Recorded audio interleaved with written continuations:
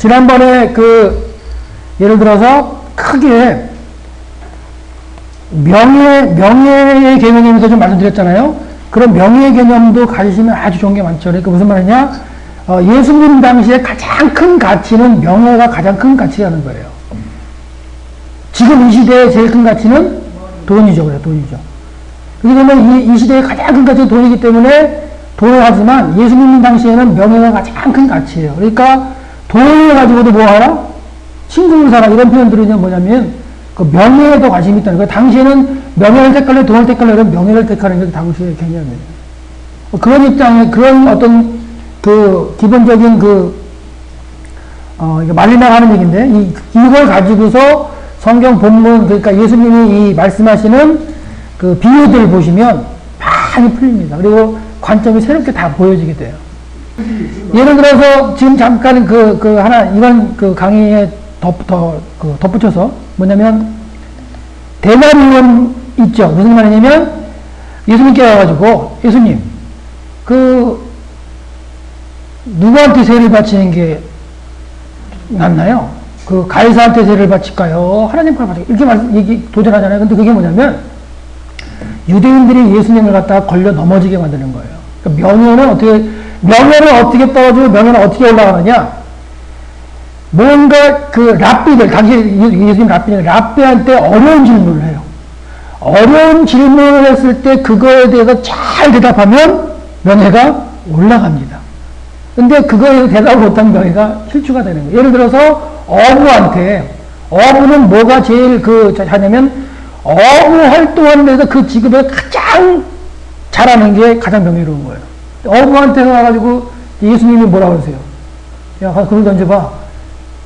그런 것들. 그러니까 당시에 자기가 맡은 분야에 최고로 있는 게 그게 제일 명예로운 거예요.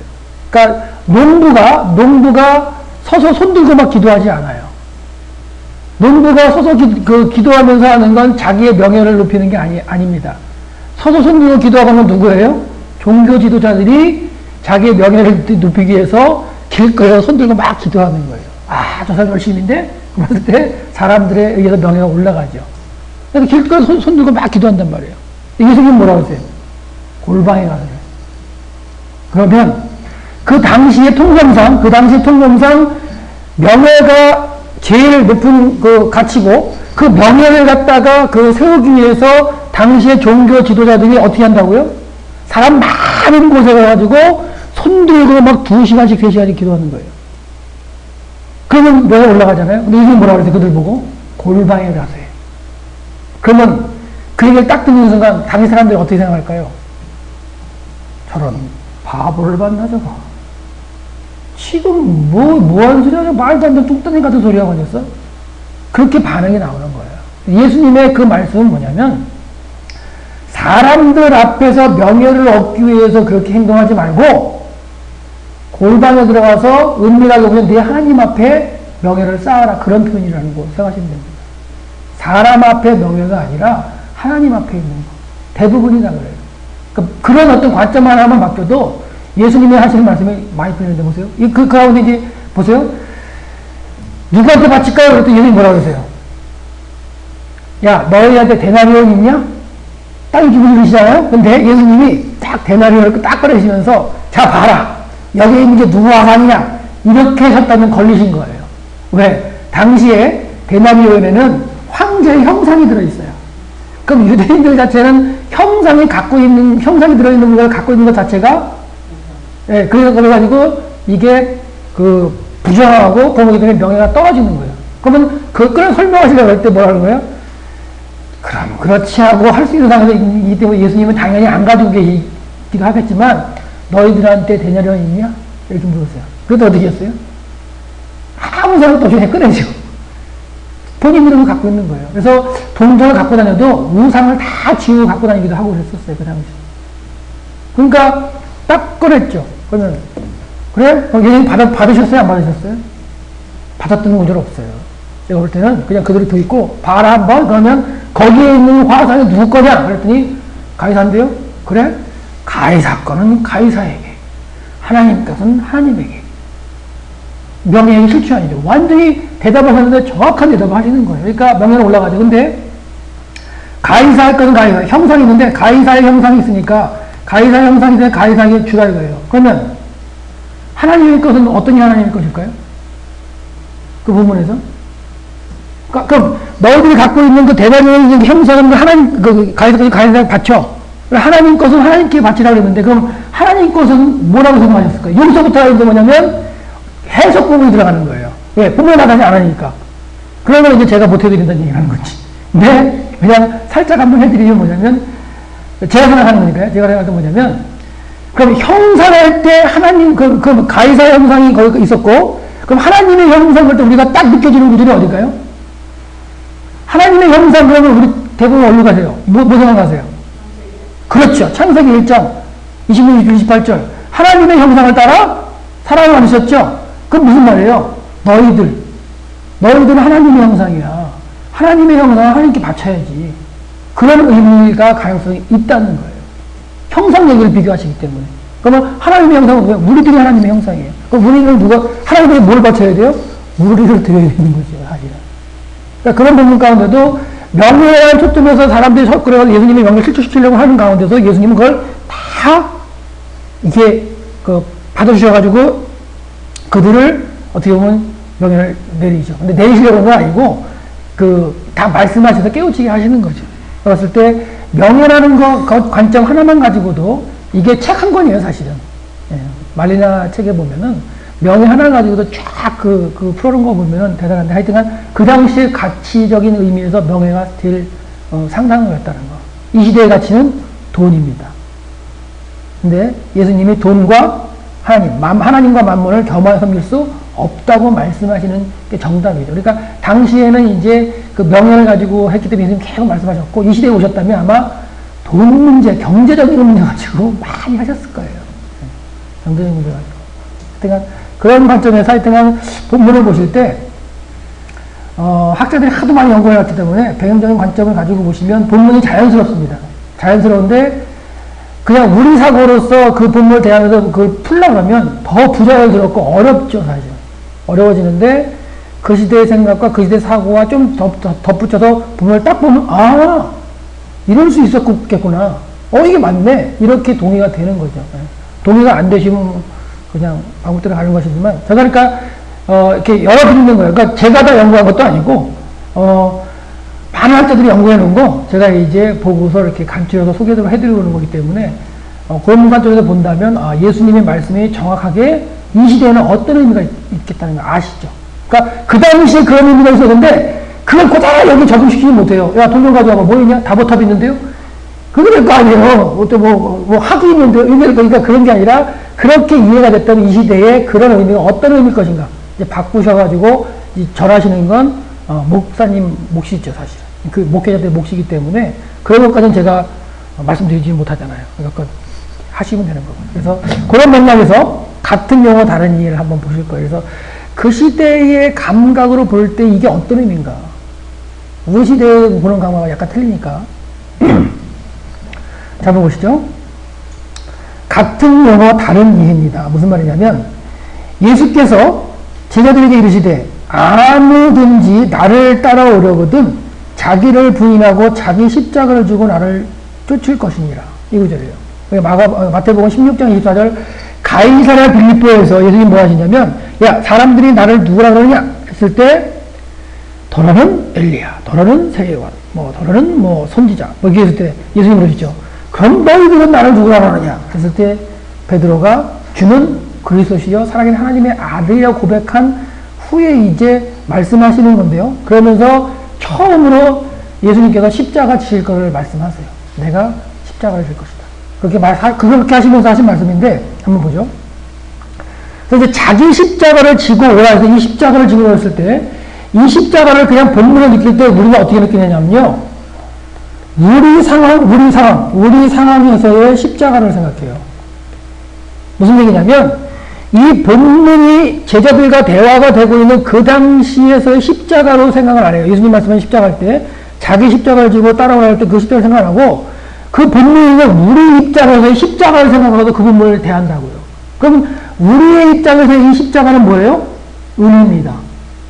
우리의 입장에서 십자가는 은혜요, 예수 그의 사랑이요, 그런 의미이기 때문에 그 본문을 가지고 느낄 때 이제 십자가를 지고 와라 했을 때는 사랑, 또 그렇게 초청할 수 있는데 그거는 혹시 아니지 않을까 하는 말씀을 드리는 거예요. 그 당시에는 자기 십자가를 지고 따라와 그 의미가 뭘까? 어떤 의미일까? 그거는요, 죽음입니다. 예수님이 십자가에 어떻게 되셨어요? 돌아가셨어요. 당시에 십자가 그런 뭐냐면 로마에 반역을 해서 죽는 사형의 방법 하나가 십자가예요.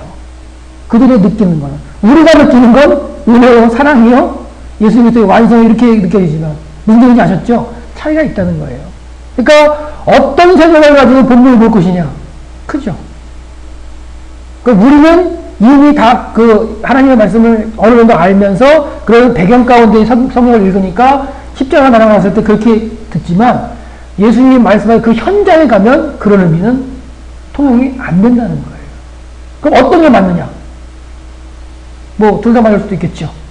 하지만 1차적으로는 그 당시로 우리가 생각해보니까 더 낫다는 생각에서 제가 말씀드리는 거예요. 그래서 이거는 뭐냐면 12제를 택하신 후에 이제 자기 십자가를 지고 나를 쫓지 않는 자도 내게 합당치 아니하는 이미 이렇게 말씀하신 적도 있어요. 그러니까 12제를 택하셔가지고 사도를 택하신 다음에 자기 십자가를 져라. 그 당시 십자가는 예수님이 십자가 지시기 전입니다. 이 때문에 구원의 완성이니 사랑이니 은혜니 이런 개념이 있을 수 있는 때가 아니라는 거예요.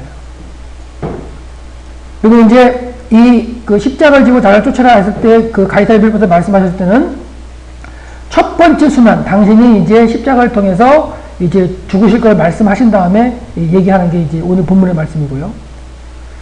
우리가 생각하는 십자가, 용서와 구원, 하나님의 사랑, 그런 의미는 아닐 수도 있지 않느냐 하고 접근을 해보는 거예요.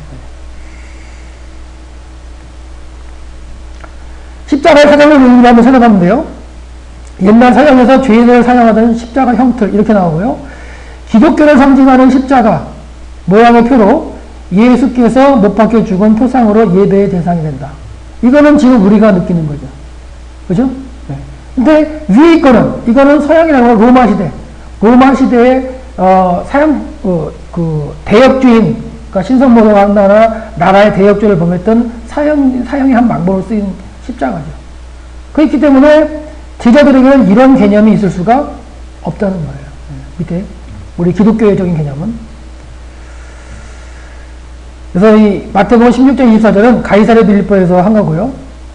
베드로가 고백한 후에 있어지는 얘기입니다. 그러니까 예수님께서 처음으로 이제 베드로한테서 주는 그리스도시요 살아계신 하나님의 아들, 그리스도시요 살아계신 하나님의 아들이라는 고백을 처음으로 받은 거예요.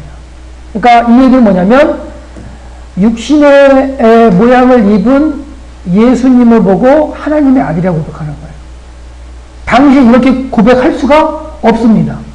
당시의 메시아에 대한 개념은, 메시아는 정치적인 어떤 그 다윗 계통으로 오셔가지고 로마에 압도해서 해결해줄 정치적인 메시아, 아니면 이런 사람을 생각했지 하나님의 아들로서의 메시아의 개념은 있을 수가 없는 때라는 거예요. 근데도 이렇게 베드로가 고백을 했어요. 그랬더니 예수께서 뭐라 하냐면 바요나 시몬아, 네가 대답을 한 건 네가 한 게 아니라 네 속에 계신 아버지께서 하게 하셨다는 말씀을 하시죠.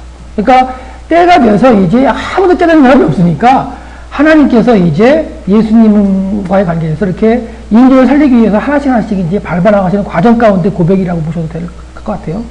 이런 가운데 이제 나온 거고요. 여기가 가이사랴 빌립보입니다. 가이사랴 빌립보인데 딱 볼 때 좀 분위기가 좋죠? 나무도 많고, 그렇죠? 이 가이사랴 빌립보, 여기가 이제 가이사랴 빌립보인데 여기가 어디냐면 고대 그리스 시대나 로마 시대나 했을 때 그리스도 시대부터 판신이라고 했어요. 자연신입니다. 그러니까 너무나 이렇게 자연적으로 훌륭합니다. 물도 많이 나오고 여기 가면은 막 나무도 많고 그렇기 때문에 자연신, 파니아스. 그래서 판신을 섬기는 신전이 여기가 있었던 곳이에요. 그리고 로마로 오면은 로마의 황제들 다 신을 섬겼잖아요. 그 황제의 신전들이 막 있었던 곳이 여기 가이사랴 빌립보예요. 그러니까 가이사랴 빌립보 그러면 그 당시의 사람들은 뭘 생각하냐면 다 신전, 그런 걸 생각하던 그런 동네입니다. 근데 예수님께서 12제를 데리시고 여기에 수련회 가셨어요. 어떻게 보면. 수련회 가셔가지고는 말씀하시는 게, 사람들이 나보고 누구라 하냐 묻는 거예요. 참 예수님도 참 재밌으셔요.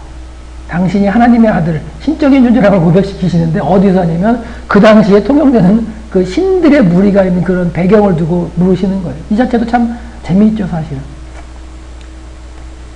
가보면 가이사랴에 그 주전 20년 정도에 아우구스투스가 그 헤롯 대왕에 넘겨줬고요.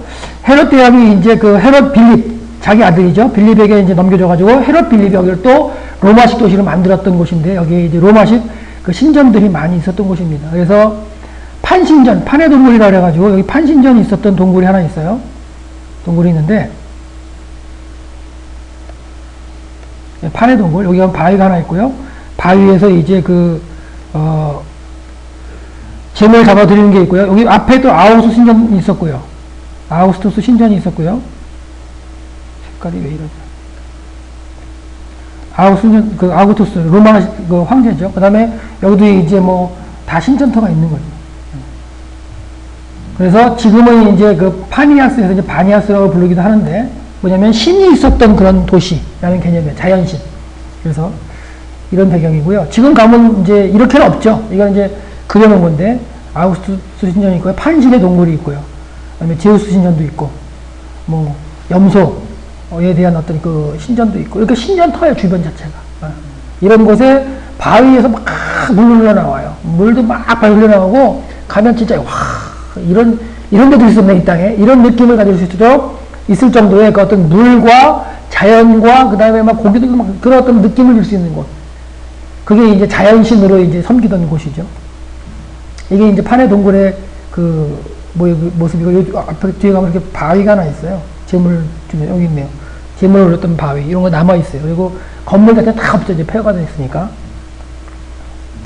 이게 이제 뭐냐면 이제 주는 그리스도시요 살아계신 하나님의 아들이라 고백한 그 베드로의 그 고백이 각 나라 말로 이렇게 프린트 되는 거예요. 모래거든요, 모래. 모래 돌 싹 돌리면 이게 쫙 찍히는데 한국말은 없어요. 이제 그곳을 이제 기념해서 만들어 놓은 건데 여기서 그런 말씀 하셨다는 거. 그래서 결국은 마태복음 16장 24절 말씀은 예수님께 내가 순환을 당한다는 그 첫 번째 경고 후에 예수님이 경고를 3번 하시거든요. 3번 하시는데 이제 첫 번째 경고 후에 이제 그 말씀을 하시는 거예요. 자기 십자가를 지고 나를 따라가라. 두 번째 경고는 이제 어디냐면 변화산에 가서 변화하신 다음에 또 말씀하시고 세 번째는 마지막으로 예루살렘에 올라가시는 길에 내가 십자가를 져야 된다. 그렇게 얘기를 하지만 제자들은 전혀 생각이 없죠. 정치적인 메시아만 생각하기 때문에. 그런 과정 가운데 이제 순환의 경고를 첫 번째 하셨고 그때 이제 자기 십자가를 지고 따라와라. 이렇게 말씀하셨어요. 그리고 그 베드로를 책망하신 다음에 그렇죠? 이게 어떤 사건이냐면 베드로가 정확히 고백했어요. 그리고 바리바시므나 아버지께서 하기 싫으셨다. 그렇게 말씀했더니 예수님께서 그럼 내가 이제 십자가를 져서 고난을 받아야 되겠다. 이렇게 말씀하시니까 주여 어디로 가시나니까 막 주여 안 된다고 막죠. 베드로가 열심히 막 막하니까 예수님께서 사단아 물러가라. 이제 이렇게 책망하신 다음에 하시는 말씀이 이제 너는 사람의 일을 생각하냐? 하나님의 일을 생각하지 않고 이렇게 책망하신 다음에 하시는 말씀이 자기 십자가를 지고 따라오라. 그게 이제 여태까지 이제 배경을 드리는 거고요. 그렇다면 예수님께서 십자가를 지기 전의 상황입니다. 그렇기 때문에 이 말씀을 저희들이 어떻게 생각을 했을까요? 이거요. 그게 어떻게 반응을 했느냐. 그러니까 십자가는 어느 누구, 그 당시 어느 누구도 구원의 상징으로 생각할 수가 없어요. 거룩한 자기 희생 이런 거를 생각할 수가 없는 거고요. 인류에 대한 사랑의 상징을 생각할 수가 있는 때가 아니고요. 당시 십자가 그러면 죽음입니다. 죽음. 그러니까 당신의 죽음을 말씀하시면서 너희들도 자기 십자가를 지고 따라가라. 이런 말씀하실 때 고민을 안 할 수는 없겠죠. 사실. 그래서 예수님께서는 어떻게 보면 말씀하실 때 이방인들에게 부당하게 순환과 핍박, 박해를 받는다 나는 받을 것이다. 그리고 나를 따르는 자들도 그런 일을 당하게 될 것이라는 말씀을 하고 계신지도 몰라요. 근데 이 말씀이 결국은 예수님의 공생의 마치시는 십자가를 지시까지 깨닫지 못하죠. 하지만 그 이후에 이제 그게 깨달아져가지고 이제 그 십자가를 지어서 로마의 어떤 그 압제에서 이렇게 사형당하는 그런 것들이 많이 벌어지고 베드로 같은 경우는 뭐 전승 가운데는 거꾸로 십자가 이제 그 매달려서 죽는 그런 형국이 벌어지는 게 되는데요. 결국은 이런 부분에서 말씀하실 때 예수님 보면 말씀은 십자가는 피해서는 안 된다. 이런 의미일 수도 있을 것 같아요. 그러니까 지난번에 우리 다윗의 여정이나 구약에 우리 사전 살펴볼 때도 어려움은 피하는 게 아니라 극복하는 것이라고 말씀을 드렸는데, 그러니까 하나님의 나라의 어떤 그런 확장이나 하나님의 나라의 건설, 이거는 결국 뭐냐면 예수 그리스도의 십자가와 그 다음에 그를 따르는 사람들의 순교, 그런 터 위에 교회의 역사가 이제 일어나기가 되지 않는가, 그런 어떤 말씀을 하고 계시는지도 몰라요. 그러니까 인간으로서는 예수 그리스도를 갖다 예수를 그리스도 고백할 자가 없었기 때문에 결국 십자가를 통해서 이루시는데, 그 이후에 되어질 일들이 이제 예수님 당시에는 돌아가셨잖아요. 그렇다면 돌아가서 부활하신 그 증인들이 누가 되어야 되냐면 이제 외칠 사람들인데, 그 외치는 사람들의 증인들이 뭐 해야 되는 거예요? 어떻게 보면 십자가를 지는 거죠. 그들의 순교의 터 위에서 이제 교회가 이루어지는 거니까 어떻게 보면 그런 의미일 수도 있다는 거예요. 딱 그렇다는 얘기 아닙니다. 저는 절대 그렇게 말씀 못 드려요. 그러니까 느낌이 이제 우리가 생각하는 십자가와 그 당시에 생각하시는 십자가는 다른데, 그렇다면 예수님의 뉘앙스는 어떤 것이었을까 했을 때 결국은 나중에 깨달은 제자들이 결국 십자가를 나중에 지면서 순교 자리에 갔을 때 거부 안 하고 순교를 하거든요. 자기 십자가를 지고 가는 겁니다. 그러니까 그런 부분에서 하나님의 말씀의 어떤 이런 그 교회의 운동에 퍼지는 가운데 초석이 되고 반석이 되는 그런 모습들 가운데 이제 나타나는 거죠. 그래서 예수님께서 이 상시에서도 베드로를 보고 이제 반석이 되리라고 말씀하시잖아요. 그런 말씀 가운데도 연관해서 생각해 보시면 될 것 같아요. 그래서 나를 따르기 위해서는 어떠한 핍박과 박해도 각오하고 죽음의 자리까지도 나갈 수 있어야 된다. 근데 베드로는 가다가 못 나가거든요. 그날 그 예수님 돌아가시는 밤에도 너도 나사렛에서 한당이지 했을 때 아니라고 얘기했잖아요. 세 번째가. 만약 거기서 그래 맞다. 그러면 어떻게 될까요? 같이 죽는 거예요. 그렇다면 이 말씀은 일차적으로 같이 이루어질 수 있는 거죠. 예수님이 그때 하셨던 말씀인지 기억날 수도 있었겠지만 그렇게 한 사람은 아무도 없었습니다. 결국은 예수님이 돌아가신 이후에는 이제 믿음을 지키기 위해 순교의 자리까지 나가는 제자. 결국 예수님 당시 때에 제자들 가운데 이런 사람이 있었다면은 어떻게 됐을까는 또 생각해 봐야 되겠죠. 성경은 그런 일이 없었으니까. 그러니까 또 생각하는 건 의미가 없을 것 같아요. 그러니까 이미 벌어진 일이기 때문에 거기까지 본다면 그때 순교하지 못했다. 그거는 이제 덮어두고 이제 예수님을 통해서 이루신 가운데 그 다음에 이제 순교가 나타나죠. 왜? 예수님이 말씀하셨던 게 이거였구나. 할 수 있죠. 왜? 십자가를 이루신 다음에는 다 기억나잖아요. 요한이 말하죠. 십자가에서 돌아가기 전까지는 전혀 기억을 못하다가 그 이후에 깨닫다고 하는 구절을 쓰는 것처럼 예수님이 평상시에 말씀하셨던 게 돌아가신 다음에 다 기억나시는 거예요. 결국은 예수님은 나를 따르거든 고난과 핍박과 어려움 이런 걸 너희들이 받아들이지 않으면 안 된다. 지금 여기 계신 분들에게 다 이런 거 고백하시지 않나요? 이게 예수님을 따라가는 과정 가운데 어려움과 핍박과 고난 당연히 왔을 때 피하는 게 아니라 그거는 어떻게 이겨나가야 되고 겪어나가야 되는 과정이죠. 그러니까 그런 부분에서 보면 우리에게 또 이전에 해당이 되는 거겠죠. 그러니까 이런 부분에서 봤을 때 당시의 제자들의 생각이 여기까지 미쳤을까? 그렇진 않다는 거예요. 그들의 생각은 정치적인 메시아. 그런 거지 우리가 생각하는 하나님의 아들로서의 메시아라는 개념을 가질 수가 없기 때문에. 당시 십자가의 의미는 핍박의 상징이에요. 핍박. 유대인에 대한 이방인들의 핍박의 상징이 십자가인데 야 너희 핍박을 받아! 이렇게 말씀하시는 거예요. 지금. 로마인들에 대한 분노와 복수심이 불러일으키는 대상이 십자가입니다. 사실. 그리고 끔찍한 사형틀로 그 억울한 희생의 상징이 이제 되기도 하긴 하죠.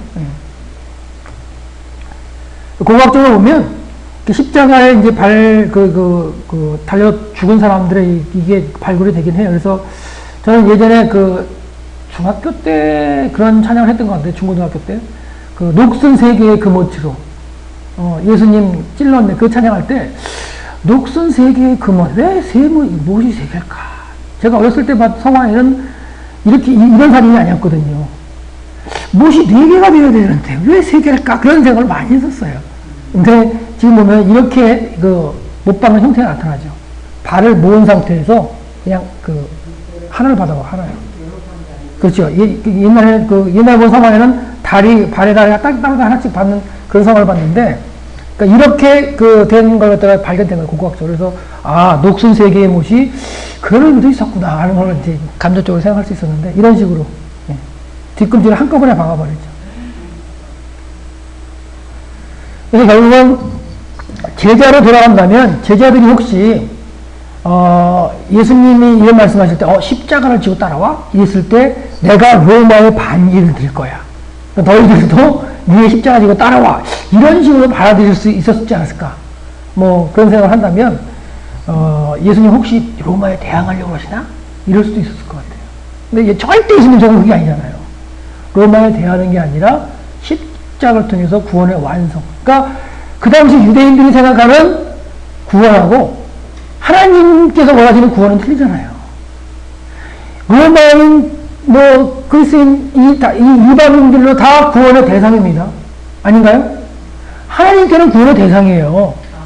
그 구원의 대상인데, 그 유대인 입장에서는 저 사람들은 다 쳐 죽일 놈들, 이방인, 이렇게 생각하잖아요. 그러니까 하나님의 생각과 유대인 생각이 달라요. 예수님도 마찬가지고.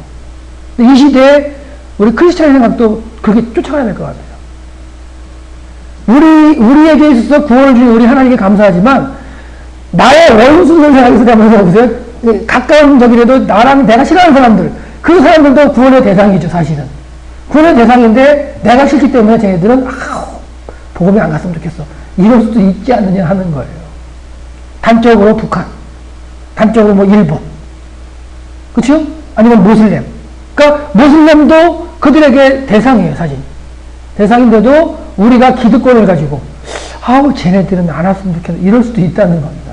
근데 당시에 예수님 생각은 그게 아니었고 이방인들 자체도 구원의 대상이었다고 생각할 때 그 당시에 그 유대인들이 생각하는 그런 모습은 아니었다고 생각한다면 우리들도 이 시대에 좀 생각해 볼 여지가 있는 것 같아요.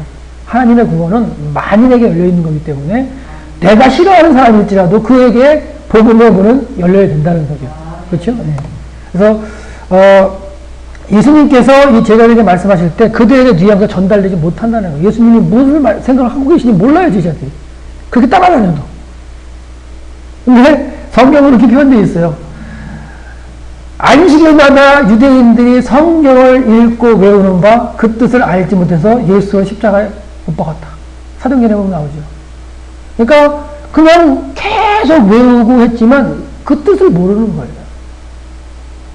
그러니까 그렇게 해서 이제 책망받는 그 유대인들도 있는데 지금 이 시대에 그렇다면 우리 그 사는 크리스천들은 어떤 이제 책망을 받을까도 한번 생각하시면서 그 당시에 개념이 틀린다는 거 한번 생각해 볼 수 있을 것 같아요. 이것도 보세요. 그 예수님의 제자를 하고 제자들이 엄마들이에요. 그러니까 보시면 이 엄마들도 예수님을 따라다니며 신앙이 컸죠. 많은 도움을 주었던 당시의 여자들이에요. 그때 보시면 우리가 예루살렘에 올라가노니 인자가 대제사장들과 서기관들에게 넘기우면 저희가 죽이기로 결단하고 이방인들에게 넘겨주어 로마인들에게 넘기겠죠. 그를 능욕하며 채찍질하며 십자가에 못 박히게 하리니 3일 만에 살아나리라. 이렇게 이제 말씀하셨어요. 그랬더니 그때 세베대의 아들의 어미가 그 아들들을 데리고 예수께 와서 뭐예요? 하나는 좌편에, 하나는 우편에. 뭐예요? 예수님이 십자가를 지신다고 생각하시는데 그게 아니라 로마의 대항에서 이걸 전복시켜가지고 로마에서 이제 압제해서 이제 승리를 해가지고 왕으로 등극하는 걸 생각하고 있어요. 그러니까 개념 자체를 이렇게 갖고 있는 거예요, 당시에는. 예수께서 무엇을 말하느냐 했더니 그렇게 대답해요. 하나는 좌편에, 하나는 우편에. 그래도 예수님께서 말씀하시죠. 그건 내가 할 판이다. 너희가 과연 내 잔을 마시려니와 내 좌우편에 앉는 것은 나의 줄 것이 아니라 내 아버지께서 누구를 위하여든지 예비하실 것이다. 그러니까 나의 잔을 마시려니와. 그러니까 여기서 잔을 갖다 보통 십자가로 표현을 한다면 십자가를 지시는 거잖아요. 근데 그 십자가를 지시고 난 다음에 이제 제자들이 만약 그 십자가를 진다면 그 이후에 아버지께서 하시겠다는 거예요. 네. 그런 표현을 하죠. 하지만 예수님의 말씀은 십자가를 진 그 이후의 이야기고 이 엄마나 제자들의 생각은 당시에 앞잡은 로마를 뒤집어 엎어가지고 정치적인 왕으로서 등극했을 때를 생각하는 거고 이 개념이 있어요. 그러니까 같은 사건을 놓고 다르게 생각하고 계속 가는 거예요. 네. 그렇다면 이제 인천에도 생각해 볼 때 뭐냐면 복음서가 이 당시의 십자가를 제자들과 예수님 상황에서 생각해 봤고요. 그러면 두 번째는 뭐냐면, 당시의 수신자, 복음서들의 수신자, 이들은 십자가를 경험하죠. 예수께서 십자가를 통해서 이제 돌아가셨고, 부활하셨다는 걸 아는 사람들이에요. 그러면 이들에게 십자가는 어떤 의미일까? 이미 예수께서 십자가를 지은 걸 아는 상황이고요. 예수님의 말씀에 대한 저희들의 반응을 알고 있습니다. 어떻게 반응했었다는 거. 예수님께서 말씀하시는 하나님의 나라가 무엇인지 알고 있어요.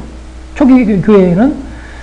그리고 그러면서 로마와 유대인들에게 지금 핍박을 받으면서 지금 압제를 받고 있어요. 초기 기독교인들이.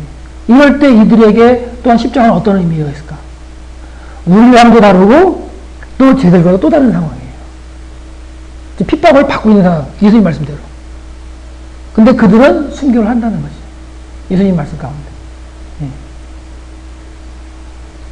그렇다면 이 시대 우리에게 주어진 십자가의 의미는 과연 무엇일까? 분명히 사랑과 은혜의 십자가는 분명합니다. 그리고 고난과 자기의 희생을 의미하는 것도 맞아요.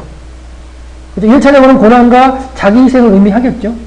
그리고 결국은 그렇다면 초대교회의 신앙의 공동체들이 예수를 그리스도 고백하면서 부활하신 그 신앙을 지키기 위해서 순교하면서까지 지켰던 십자가를 통해서 이제 지켰던 어떤 그 신앙이 이 시대에는 과연 어떻게 이제 우리에게는 적용이 될까? 그 고민을 한번 해보시라는 거예요.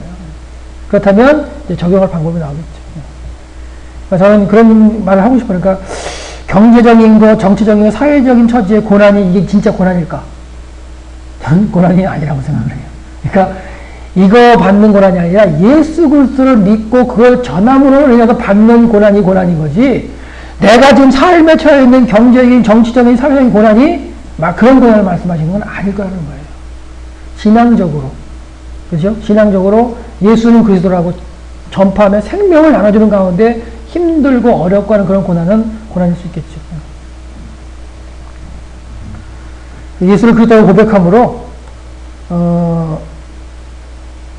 이 시대에 이제 손해보는 게 무엇이 있느냐를 한번 생각해 보는 거예요. 그래서 만약에 그렇게 손해보는 것이 있다면 그게 나의 십자가일 수도 있다는 거죠. 그러니까 뭐냐면 포기하는 것들이잖아요. 남을 예수를 믿는다는 걸 전파하기 위해서 내가 포기하는 것들, 이런 것들이 우리가 이제 지어야 할 가장 조그만 십자가, 생각과는 조그만 십자가고, 전체적인 십자가는 순교의 자리가 갔을 때 순교하는 것도 이제 어떻게 보면 십자가인 거라고 볼 수 있겠죠. 그래서 그런 부분 가운데 본문을 통해서 그 당시에 그 십자가와 또한 초대교회의 십자가의 의미와 지금 우리에게 주는 십자가의 의미가 다를 수 있다는 거. 그래서 이런 것을 구분해서 보신다면은 본문을 좀 더 자세히 볼 수가 있는 거죠. 그 당시에 1차적인 의미를 한번 볼 수 있는 거고, 그 다음에 그 이후에 그 초대교회의 모습에서의 그들은 지켰습니다, 진짜로. 그들의 살아있는 목숨이 지금 우리의 똑같은 살아있는 신앙생활 모습이잖아요. 그들이 지켰던 예수 그리스도의 신앙 자체가 우리가 지키는 예수 그리스도의 신앙 자체거든요. 그래서 그들은 예수님 말씀대로 순교를 하면서 그 신앙을 지키기 위해서, 예를 들어서 카타콤에서, 이집트 같은 카타콤, 아니면 터키 같은 데 가면, 대림교회 같은 데 가면 땅 밑으로 20층까지 파고 들어가면서 신앙을 지키는 그런 어떤 그 모습들이 살아남아 있어요. 그러니까 그런 곳에 가서 그런 걸 하나하나 볼 때, 나에게는 예수 그리스도의 신앙 자체가 이게 참 쉽지만은 아니었던 거라고 느끼거든요, 사실. 그러기 위해서 이제 성신합사를 가는 건데, 대림교회 가면요, 지하로 석회암을 20층을 팝니다. 그 밑에 빛도 안 드는 그런 곳에서 신앙 지키기 위해서 숨어 살면서 신앙을 지키고, 그리고 그 안에서 신학교를 만들어서 가르치고, 그게 남아있어요. 그 현장을 보고 오는 거예요, 사실. 그렇다면 이 시대에 우리에게 주어진, 나에게 주어진 십자가, 내가 져야 할 십자가, 마지막에 가서 순교의 자리까지 간다면 또한 아멘하고 갈 수 있는 십자가의 자리가 되어야 되지만, 생활 가운데 내가 조금씩 손해보고, 예수라는 믿는다는 이름 때문에 조금 손해보고, 좀 더 많이 손해볼지라도 그런 손해보는 것들이 각각의 십자가가 아닐까도 생각을 해볼 수 있다는 거예요. 그래서 그런 것들이 우리의 그 신앙의 모티브가 된다면, 저는 계속 강조하는 게 그거예요. 생활 속의 신앙이라는 거. 그러니까 교회 안에서의 신앙이 아니라, 교회 안에서 그 무장한 그 신앙이 성도들의 삶의 터전에 가서 신앙으로 나타난다면, 이제 그게 바른 어떤 신앙의 모습이지 않을까. 그런 거 말씀드렸습니다.